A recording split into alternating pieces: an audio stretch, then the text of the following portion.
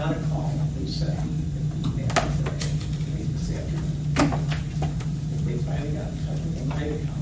I did the So that shovel they could all speed day it up. long. Yeah. Right, they could speed it up, because they can't do our contact tracing until they talk to her. Right. And so like two of the girls were late, so that's why I was on the phone. I was trying to get them letters for jobs. And, Well, I'm hoping everybody gets a call tomorrow, so that some of them can be freed up, because of distance and everything. You would think that they would say they don't need to stay out of school, but I thought it was safe enough to just keep them home instead of waiting for that call from them. They were 300 behind just to do the people who have that. Okay, so we'll talk about the orders next To the flag of the United States of America and to the republic for which it stands, one nation, under God, indivisible, with liberty and justice for all. Okay, first order of business, approve the minutes, October 20th, 2020, regular meeting, November 2nd, 2020, special meeting, November 4th, 2020, special meeting. second. All in favor? Aye. No correspondence this month. Financial approvals. Bills, any questions on the bills?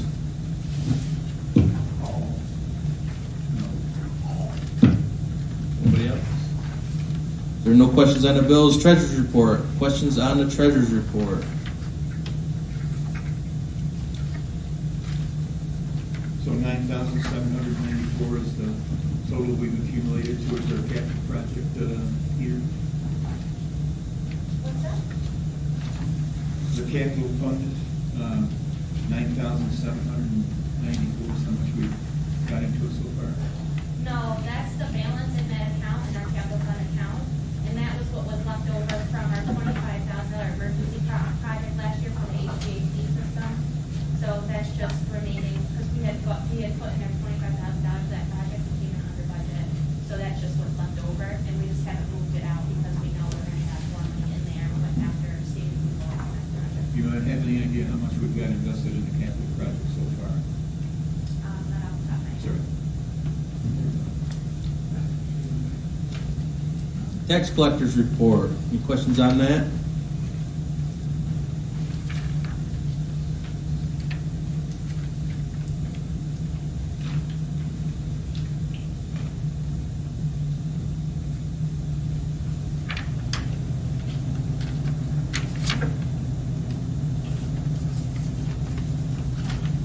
First quarter extra classroom report. Just one quick question. The horticulture club, are we any closer to getting a resolution to the greenhouse? Well, Freddie, Mr. Jackson. Okay. I just didn't want to lose the money.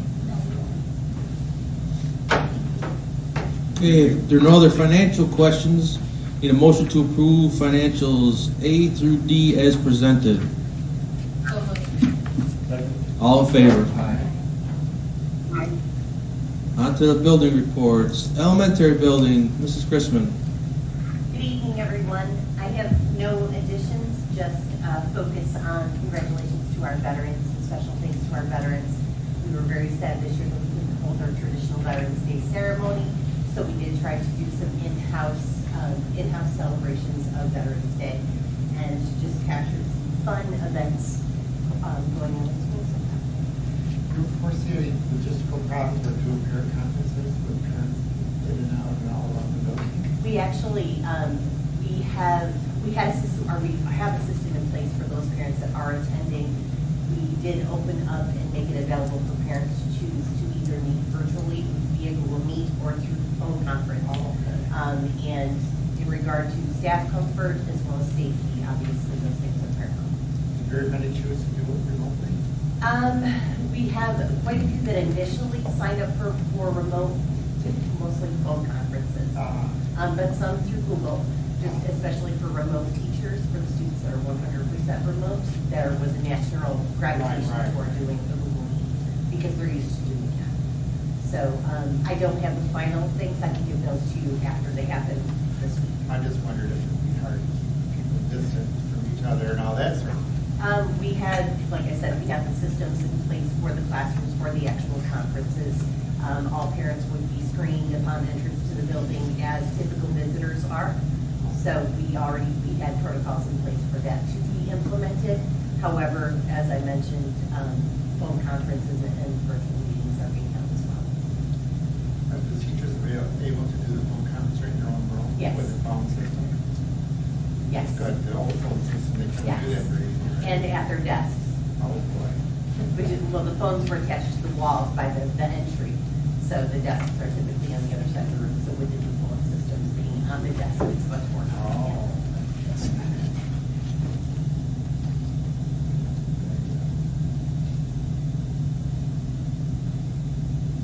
Just two things. I want to just thank you for remembering our veterans every year. I think that's great that you do that. And whoever else is supportive in that task.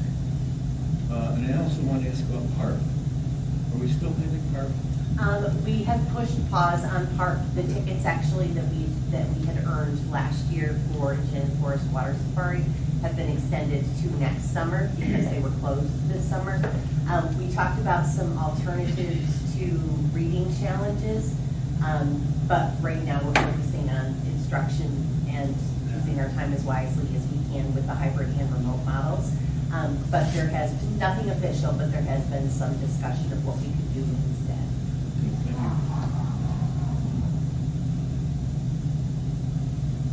Thank you. Thank you, Mrs. Crispin. High school building report, Mrs. Lovett. Absolutely, it's been a busy couple days, but for right now, there are no additions to the list. I just have my usual nitpicky thing about SAT scores that they're. Yes, no, I requested a report, and so, from Mr. Denner, so. I'm just very concerned in that 4 months that these kids weren't here. Yeah. And then to have them take it, what, September? Crap. Yeah, no, and so the good news is there's two pieces of silver lining.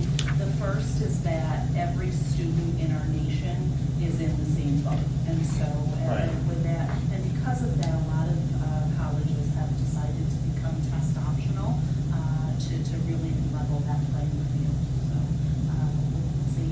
I'll put together an average report with the national norms to the scores that we are reported. My only concern, maybe I'm in the dinosaur days, but for that kind of thing. My concern was when these students are ready to go to college, and a lot of times that's the litmus test that gets them in or doesn't get them, their SAT scores. Right? And we talked about that, you did, I think, briefly, or someone, that they don't look at that so stringently? Correct. There really has been a movement, and I used to teach the college-bound class, and was a very, that's an issue close to my heart, just in terms of really making sure our kids are ready for that next step. And over the past 15 years, more and more schools have become test optional. So actually, this year in particular, it's really the student's choice what they want to report, if they want to choose to report. I always think it's good to have that, well, how do our kids perform against the national norm? And so that piece, I think, is the information. Pretty much every single college that every senior I know has looked at is completely test optional for SATs, and they're not taking it into consideration to make the decision. That used to be the competitive edge, though. Right. You So could they call know that- That and class rank, which most of them have gotten rid of that. They have their own way of ranking kids now, regardless of what the school does. Way back in my day, we had the New York State meetings with the same kind of test for teacher in New York State. State college had to take that. So you're telling me if our kids don't take the SATs, there's no repercussions? There's not, and that's actually a really healthy discussion for our board, that more and more is being looked at, the holistic opportunity that the kids have taken through different clubs and activities. And I always think that our district's had a nice holistic approach of that, supporting athletics, supporting the arts, supporting music, because that's what colleges are looking for. In addition to, are they challenging themselves with our AP and college classes? Thank you.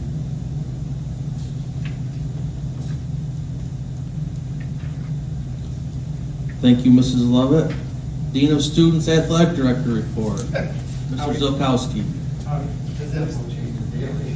Yeah, exactly. Minute by minute. Just want to hit fall season one first, just a thank you for supporting the athletics this fall. We successfully completed the fall season one without any COVID-19 issues. Winter sports addition I have, third bullet down.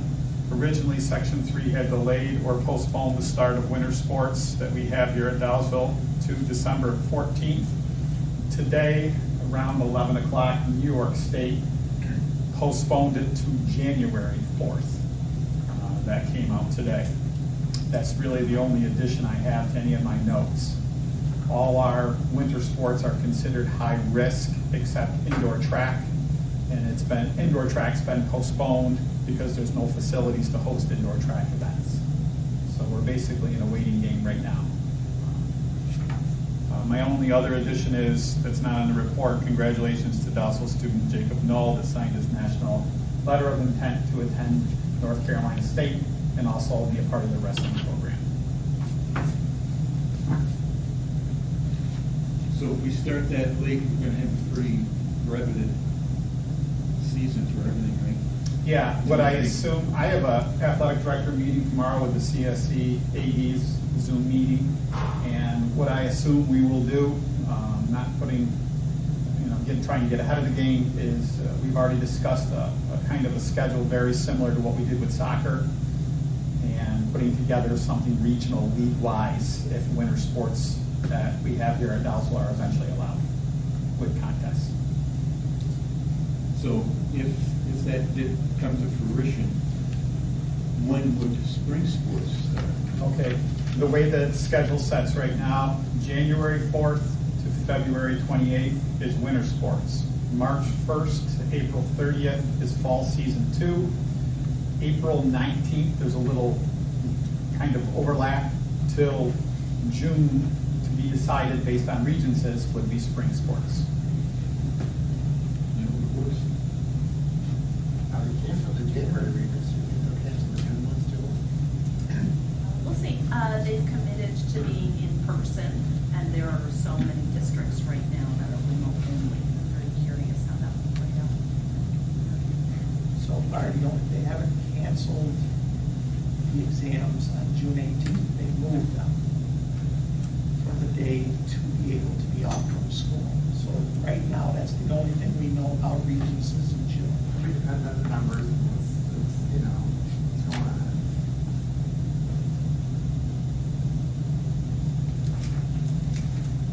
Thank you, Mr. Zilkowski. Thank you. Thank you. Building and grounds reports attached. Any questions that we can pass along, or maybe Jessica or Mr. Green can answer? With all fine print.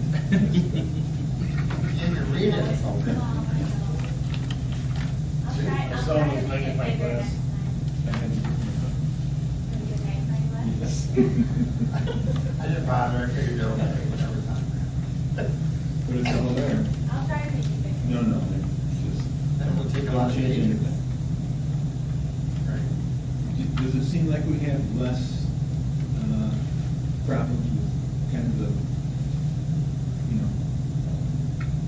not the diminished number of students, or do you think we're still getting the same number? I haven't really compared year to year, but our staff is still pretty busy. I see that. You can see how many, repairs, and just the upkeep from seasonal things, that doesn't change, the seasonal repairs and winterizing, all that stuff. Thank you.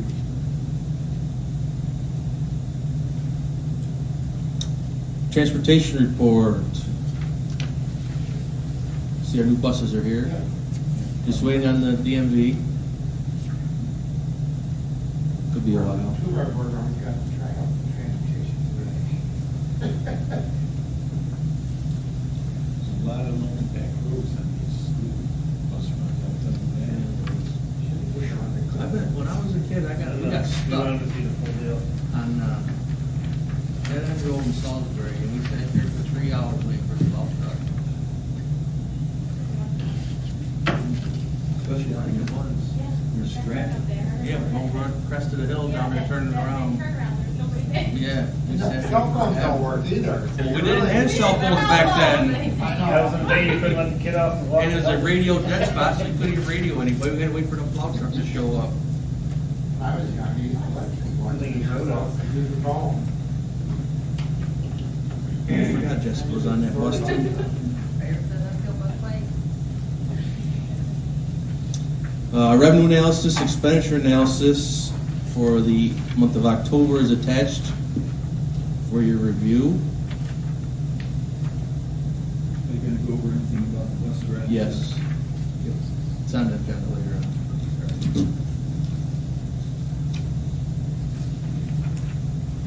If there are no questions on the reports, need a motion to approve and accept the reports as presented. So moved. Second motion. All in favor? Aye. You're awful quiet, Mary Lou. What's that noise in the background? Now squeaking upstairs. There's a Florida noise going on over there. Okay.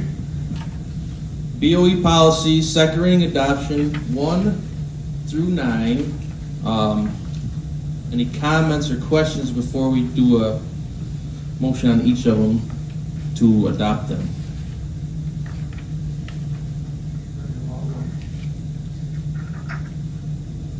Yeah, I can do them all at once. Ken, Yeah, nobody objects to do them all together.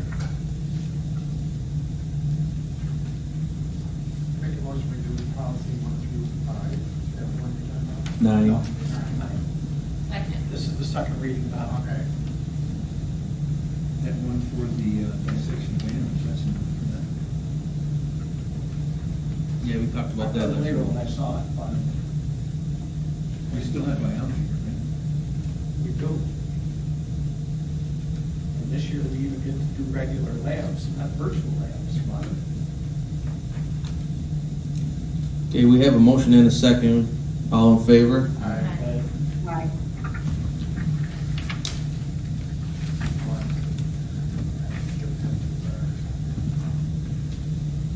New business. New York School Municipal Energy Consortium. Resolution authorizing participation for electricity and a resolution authorizing participation for natural gas. We've been doing this before, right? Yeah. We have to do this motion every year. No, I believe it's every 3 years. That's 3 years. I make a motion to approve 1 and 2. Can I ask a question? Yep. Will that rate per kilowatt hour in therm stay the same for the 3 years that we're gonna approve this? No, it changes every year based on the previous year, so we get updates every year, because it's a consortium, so all of the schools that are in this consortium, the rate changes on everybody's usage. It's not just schools, there's municipalities that participate in the same consortium. Government buildings, state office buildings. It was like 7 cents a kilowatt hour, and I think it was 50 cents a therm. Yeah, it's Natural cheap. gas. Put it this way, Really you cheap. can't get it cheaper anywhere else. You- No, I'm just saying that if that We outside. goes across the 3 years. So I can get a big corn. if we approve it this year, we won't really know what the rates are next year, if we've already approved it for 3 years, right? Right, but historically, it's been much lower than buying it on the open market. I agree. And they notify us, if there's a big change, I get reports, I can go on it anytime and pull reports off of, they have like a portal for us that we go log on and we can look at our usage, and everything like that, so, we do get updates if anything changes. So you still can predict in your annual budget, you can predict like it's gonna change this number of dollars, or decrease, either way. So if there are no other questions, any motion, I already made. we need a second. All in favor? Aye. I forgot Bob made the motion. 2021-2022 budget development calendar. Questions on that?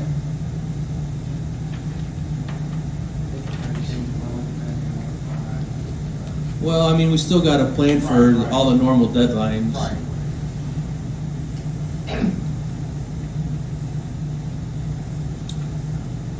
pretty standard what we've been doing in the recent past anyways, for a timeline. It's just a roadmap, Bob. Yeah. If you thought everything was the way you wanted it, you could approve the budget in March if you wanted to. It just depends on Right. everything that you're looking for. If everything lines up, what you expect either in expenditures above last year's budget and the tax levy that you want to go for, you can approve it in March if you want to. Yeah, That's about when you first start the actual presentation of the material. If you remember last year, we were pretty good in the first 2 weeks of March. We thought we were not gonna change anything, and then it all went away. So, It's still not have resolutions about the money that we might not get this year, right? I mean, they haven't said, Right. maybe you're off. they're waiting, the state's still waiting to see if they get federal money. So if everybody's okay with this timeline, need a motion to adopt the budget development calendar. Make a motion to adopt it. Second. All in favor?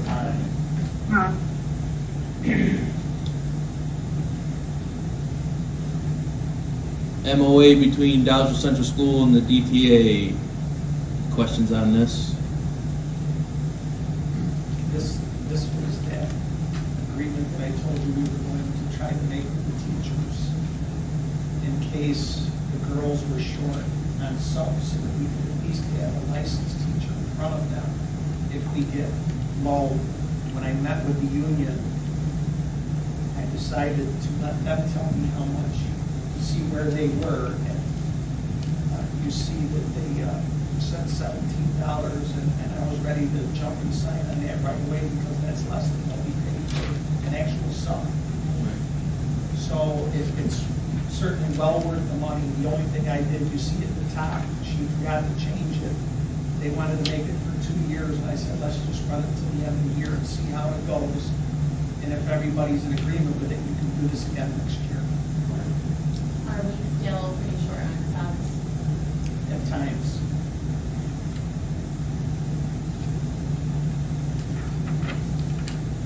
If there are no other questions on this, you go ahead. I just saw on the second page that the rate will go up after January That- I think that's a different, Yeah, that's the Yeah. next thing. that's the next one. Need a motion to approve the MOA. Second. All in favor?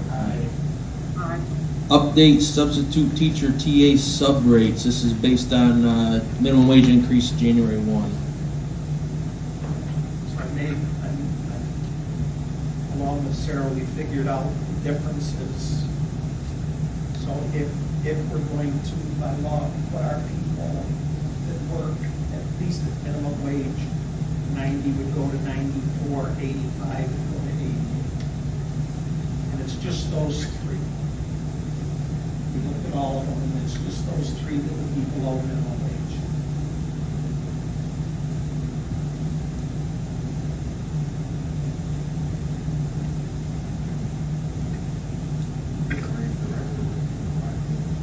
A couple years ago. If there are no other questions on that, need a motion to approve the minimum wage pay rate increase. All in favor? Okay. Board of Education policies, first reading and review, 1 through 5.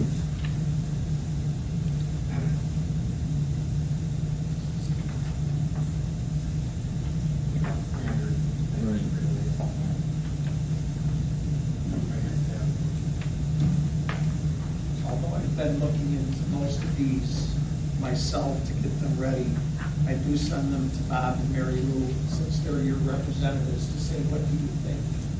So it doesn't seem like I'm the only one doing it, to try to move this along to get us caught up. And they enjoy it. I do have one quick question. At BOCES the other night, the question was raised about not only days of instruction, but hours and minutes of instruction, which I've never heard of. Oh, yeah. We we have to, our calendar has to be for 180 days. Within that 180 days, at the elementary level, we have to be able to prove that there were 900 hours of instruction. At the secondary level, we have to prove that there's 990 hours of instruction. So there's a daily Excel sheet that we have to put in starting time of the day, ending time of the day, lunch, and then it carries over, it takes an hour. So,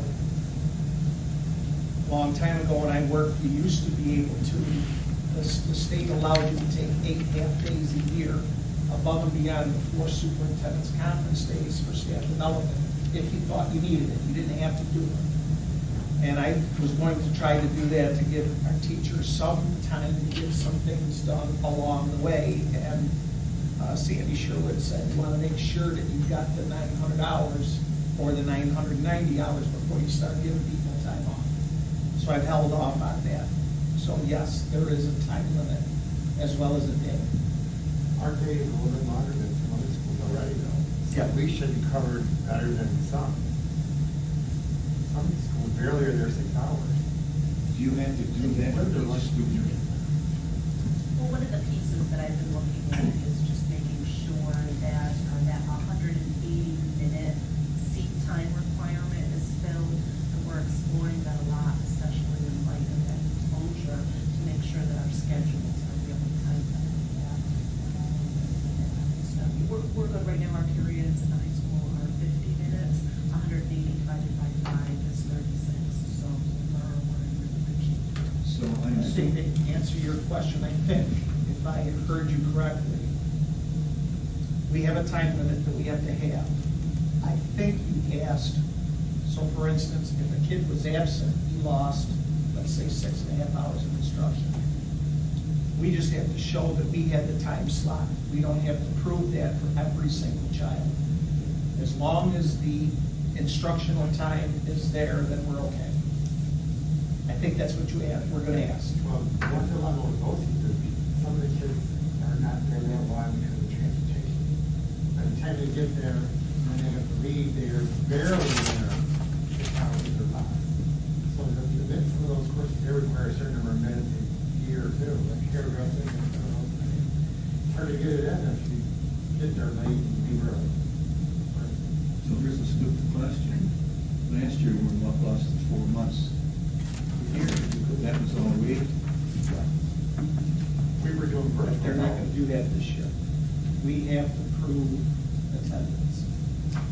Whether they're a virtual student or a hybrid student, we have to prove attendance if we're expecting to get that attendance counted towards funding from the state.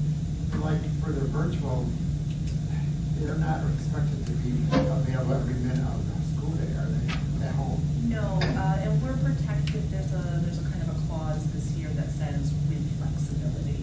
And so we're able in good conscience to prove this is what's being done in the classroom asynchronously, either through their assignments, through teacher-produced videos.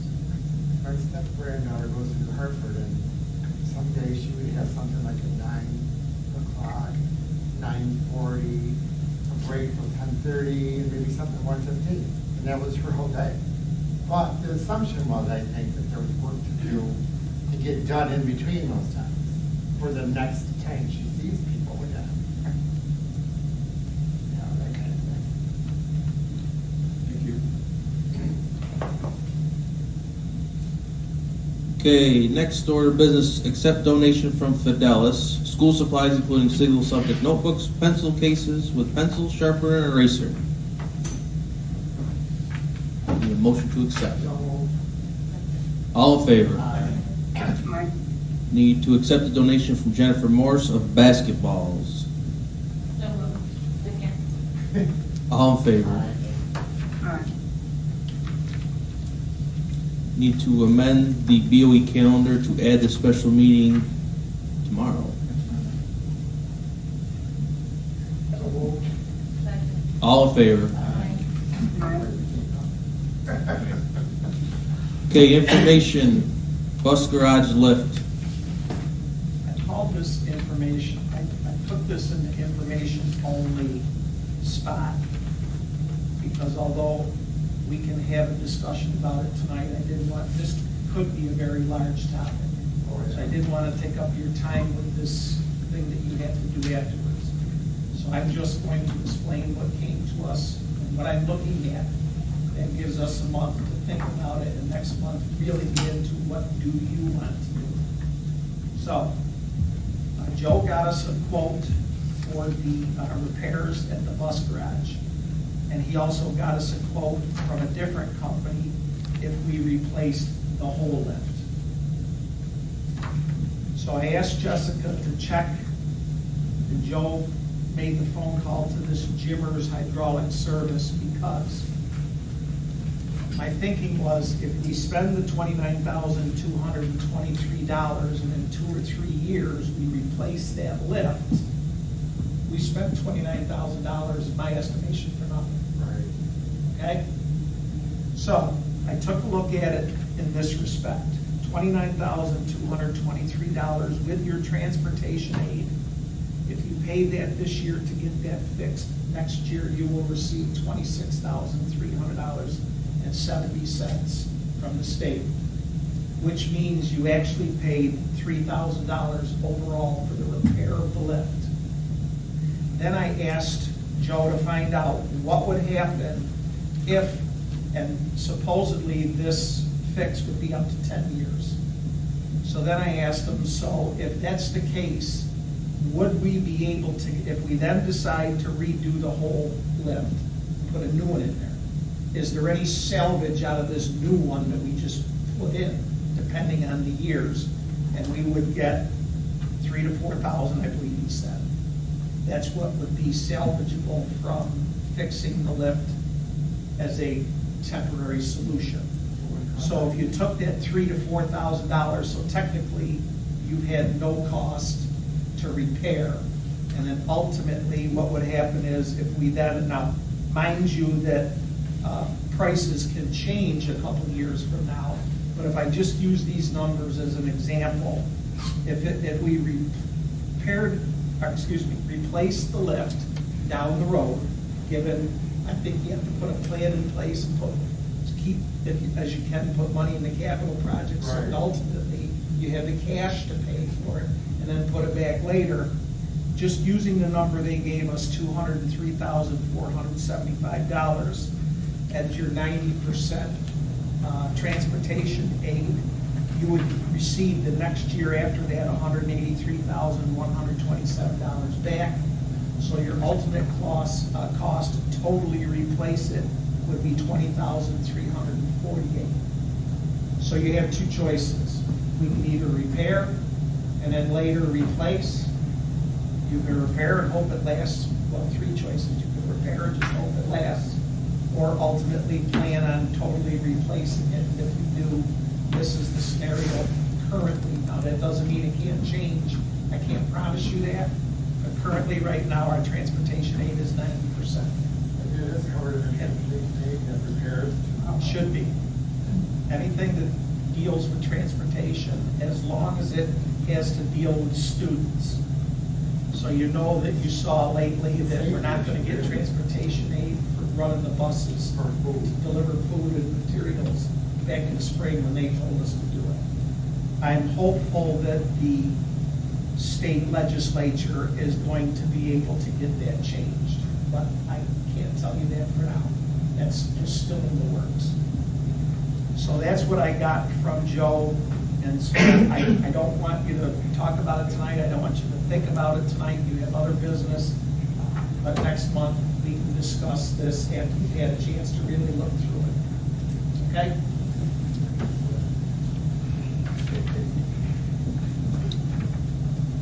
Food Service Establishment Inspection Summary Report. We got a inspection, all zeros. Questions on that? Is that something done by the county health department? Yes. And Mr. Krieger wants to explain the red, orange, yellow that the governor's using to identify zones. I took an opportunity to, because it seems like I get it twice a week, they'll send me an email with colored bars and all the stuff that's in there. It's the same thing weekly, right now.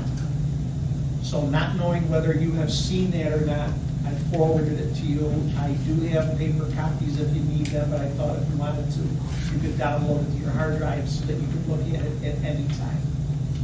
The part that's the most important about red, orange, and blue is if our county or our school ends up in what the state, the governor has decided are color zones. Red is the hot spot. If we're in red, we don't have a choice, we have to close school and go virtual. Orange is the buffer zone around red, because they touch all the areas that are red. We would have no choice, we must close school and go to virtual. It's the yellow that gives you a choice. This afternoon on the news, you know that Syracuse is in yellow. So I started to try to think about what's going to happen. What if we end up in yellow? Let's have a plan. So I started thinking about that, and so I've been in contact with the Herkimer County Health. As you know, they've been given 3 machines that they're supposed to be able to use for rapid testing. One they're supposed to send up to the town of Webb because it's so far away, and the other 2 to use around here. Currently, they only have 1,000 kids or doses. So part of my thinking is if we end up in yellow, then probably Poland, West Canada, and Herkimer, and Little Falls, most of our counties like will be. If that's the case, we would use up all of their doses in the first week. The rules on yellow, if we decide to stay open, you must test 20% of the people that are coming into your building every week. So if they can only handle 1 week, what happens to week 2? We have to go to virtual anyway. So as I look at all of the different things here, I am crafting because we have time, I'm crafting a survey to go out to our parents to find out if they would be willing to let their children test, because I can't make them test. It's up to the parent to tell me a yes or a no. I will tell you I surveyed our staff first, and only 57% of our staff would be willing to test. Looking at our number of people in school, we would have to test about 100 a week. So I'm looking at that. We might have to go and we might not, we never know. They did come out with a new rule that if you tested for 2 weeks in the yellow and didn't have any positive cases, you could then go back to in-school instruction. Where before, as long as you were in yellow, you had to stay with the 20% testing.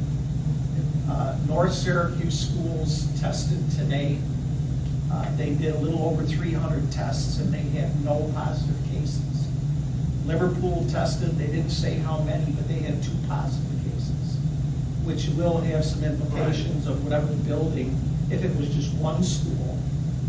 I do know that I talked to the Liverpool superintendent because he's a friend of mine, and he had to close his high school and all his junior highs, and he only has his elementary school in, so that if he has to test 20%, his number is much smaller. So that's what most of the schools in the Syracuse area, because they're so large, they've closed down their secondary, gone to virtual, and just have the elementary and hope that they can stay open. I'm of the opinion that we should go straight to virtual if we end up in a yellow, so that if we put that message out to our parents, they know as soon as they see that on the news, yellow, that means schools can be virtual. Rather than have to all of a sudden have to scramble to get health care, child care, and everything else. I don't think it's fair to them.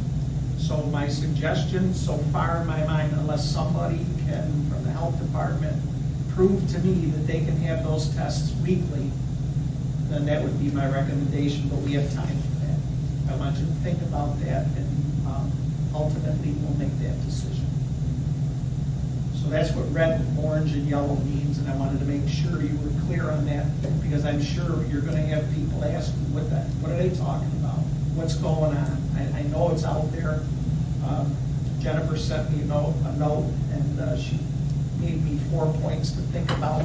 And one of them is that from her litmus test, the community is getting very unsettled about this COVID stuff because of what they're hearing in the news. And I had to put out a letter last week, or no, Sunday, about the positive test that we had. We still don't know what the results are going to be on that. So people are nervous, and it's understandable. Our principals are getting phone calls from parents wanting to go to virtual right now. I'm not fighting with parents. If that's what they want, they can pull their child and go to virtual. They're still our students. And hopefully if this gets fixed, we'll be glad to invite them back. But that's how I feel about the virtual. I don't like it, but it's better than not having our children in school.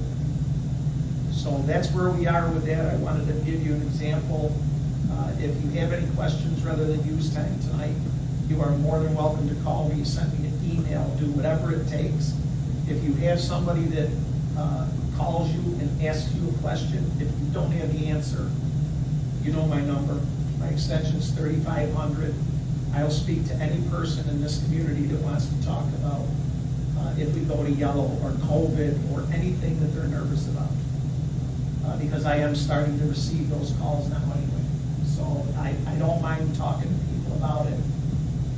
A kid at the girls today, we had one mother who was extremely upset to the fact that they wouldn't even talk to her anymore because she was so belligerent on the phone. And I had a good conversation with her, so I told them that I'm the new mother whisperer. That's where we are with the red, orange, and yellow. So I hope you at least have a general understanding of what that means. And if not, just call me. And that's it. Board Forum, Mary Lou, she gone. She gone. Oh no, we lost her. Mr. Maxwell. Only that she got to share with her about contact tracing. That's a problem right now. Currently, that's not just, it's slow and backlog. So, my daughter's one of the potential quarantines, and we are just trying to get a quarantine letter for her employer. It's something her employer would like to have. And so I had a little bit of the public health shuffle today because I tried to go to Herkimer County, and Herkimer County is not dealing with it right now. And I went to Oneida, and Oneida said, "What? Who told you that?" And I said, "Herkimer County," and they said, "That's not true." So, but Mr. Figa explained that a little bit clearer from the school's perspective. But in both cases, they are very, very, very, very behind. I know Herkimer County is asking for people from other departments to train, and they will start rotating in the mix. And Oneida County is asking for unpaid volunteers. So they are very behind, both counties. You were recently trained with contact tracing.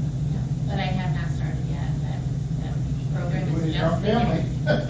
Yeah. You have your- Just to give you an example, for Oneida County, for our teacher that's there, she's about 300th on the list. That's how far behind on the people who have tested positive. So for each of those people, there's contact tracing to be done. So think of how many phone calls that is behind. So it's difficult right now. And the way that it was explained to me is that once they decide those contacts, whichever county those people reside in, the responsibility of speaking to them will go to those counties. So for example, if we have Herkimer County students, like some of our students that are currently on that waiting to hear list, Oneida County is going to review it, talk to the original contact, then transfer everything over to Herkimer, and then Herkimer will have to pick it up from there. So it's probably, they said it'll be before the quarantine's over. You have kids from Fulton County too, that's probably another wrinkle. Student Yeah. comes in from Fulton County, because then you have to go through that process. Yeah, Oneida that affects us with the red, orange, yellow too. Well, Because we're in different Stratford's in counties. Fulton County. Yeah. They're all former Stratford districts. Over the bridge. Yeah.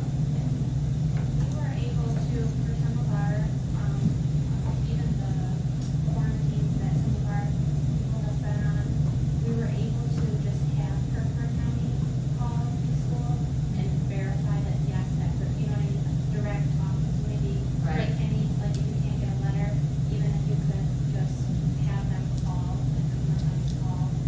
Right now, none of the kids show up on either county's list. But maybe in a few days. Yeah. Until she's been talked to by them, there is no list. It then goes to Herkimer County, and they're behind, so. Well, that's why I turned around and just called out, I had Lynn call all our parents and say, I can't take a chance. I'm not calling your kids quarantine, but if you would just keep them home, you're only actually missing 2.5 days of in-person instruction. Other than that, the rest of their instruction is just as if it would have been if they were in school, so. And from a parent perspective, and speaking with some parents from other districts, you guys are doing a really good job. I mean, just in getting those schedules together, because I know that's now like, what, a fourth version of that high school schedule, right? Group A to be virtual, and now all these kids that are in these college classes. You're doing a really good job, and I appreciate you, and I think the other parents do. I do, very, very, very much. Anybody else for board forum? I just wanted to thank Mr. Faraga for everything he's done in this turbulent arena we're It's a in. good time to come back. Of education. And the administration, the athletic director, and dean of students / football coach / everything he does, Jessica, everybody for what they've been put through to get our kids educated. I just want to thank Jordan Morris and the Dallas people. I want to say we had a very nice bus ride with our respective candidates. There was myself, Mr. Stack, Mr. Spocker, Mr. Roden. I missed Mr. Maxwell. But we had a nice ride, and hopefully you got a feel for what this district is all about.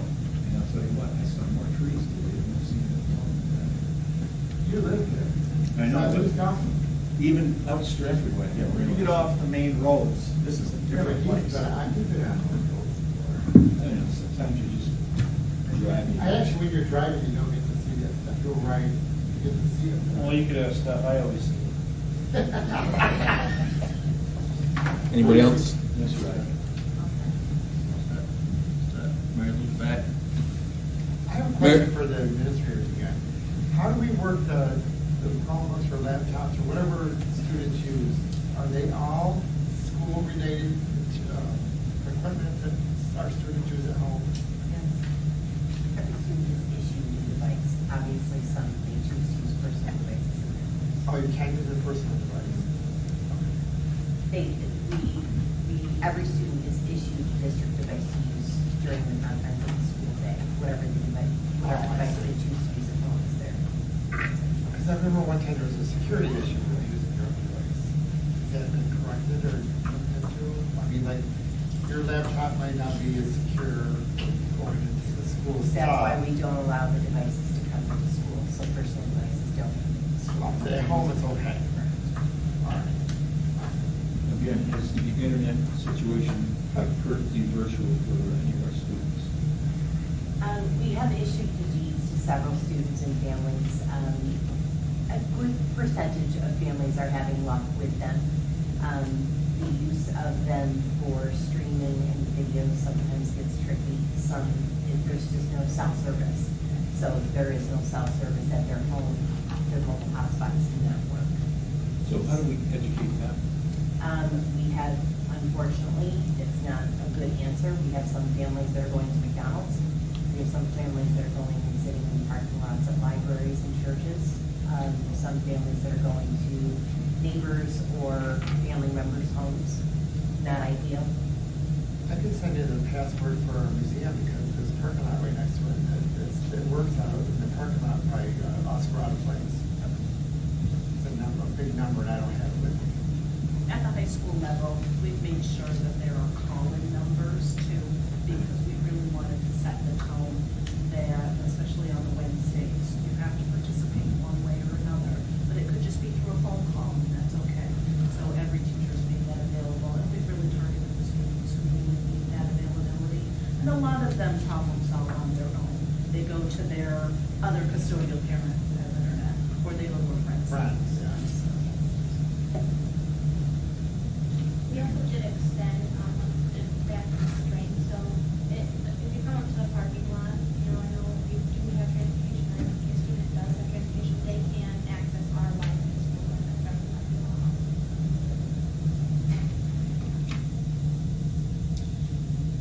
And I think there's one guest one for the clinic. You probably use it there, because there's a guest. Well, we can, if they can get service, like we even have a family that will drive down the road. Oh, sit yeah. in their car with a Right. mobile hotspot. If they can get service with the mobile hotspot unit And they in can some go- location for proximity, they. Right, can then do it that. works anyway. Right. All right, we need a motion to approve the minutes and recommendations CSE, CPSE. So moved. Second. All in favor? Aye. Personnel actions, we need a motion to approve personnel actions as presented, A 1 through 2 and B 1 through 5. Second. All in favor? Aye. We have additional non-resident requests for the current school year. All in favor? Upcoming meetings are noted. We need a motion to go into executive session. So moved. Second. All in favor?